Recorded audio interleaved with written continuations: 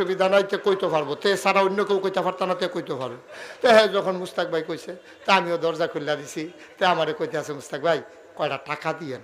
আমি কই, টাকা দিয়া কি করবি, তোরে তো সব জায়গায় এমনি দাওয়াত দিয়া খাওয়ায়, মাশাল্লাহ সবার আগে তুই খাস, তোরে তো দাওয়াতে লাগে না, কয়েকবারে দাওয়াত দিয়া দিছে। আমি যাই হোক, ভালোই হয়েছে, একবারে দাওয়াত যখন আর দাওয়াত লাইরা লাভ কি, ঠিক আছে খাইবি, কোনো সমস্যা নাই।